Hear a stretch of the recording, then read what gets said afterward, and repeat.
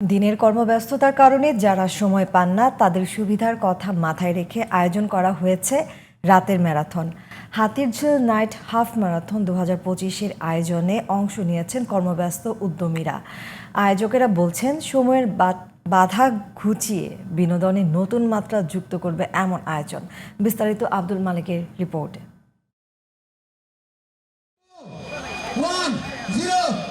1896 সালে আধুনিক অলিম্পিকে প্রথমবারের মতো ম্যারাথন একটি গেম ইভেন্ট হিসেবে অন্তর্ভুক্ত হয়। এরপর নানাভাবে নানা সংস্করণে ম্যারাথনের আয়োজন করা হয়েছে। এবারে বাংলাদেশের প্রেক্ষাপটে ম্যারাথনের এমন এক নতুন সংস্করণ যুক্ত হলো নাইট ম্যারাথন। হাতিরঝিলে আয়োজিত 7.5, 15 ও 21 কিলোমিটারের 3টি ক্যাটাগরিতে এই ম্যারাথনে অংশ নিয়েছেন 400 অংশগ্রহণকারী। বৃহস্পতিবার সপ্তাহের শেষ কর্মদিবস, আবার রাতের আয়োজন হয়ে অংশ নিতে পেরেছেন কর্মব্যস্ত মানুষেরা। ভবিষ্যৎ প্রজন্মকে সুস্থ রাখতে এমন আয়োজনকে সাধুবাদ জানাচ্ছেন অংশগ্রহণকারীরা। খুবই ভালো লাগতেছে, আলহামদুলিল্লাহ এটা আসতে পারছি, এটা অনেক ভালো লাগতেছে। রাত্রে যেহেতু আর ওয়েদার ঠান্ডা থাকবে এই জন্য চলে রান করে আসি। ঢাকায় যেহেতু এর আগে কখনো হয় নাই, আর রাতের বেলা ঢাকার পরিবেশ একটু বেশি সুন্দর থাকে। সবকিছু মিলিয়ে রাত্রের একটা অনুভূতিটা একটু অন্যরকম লাগছে।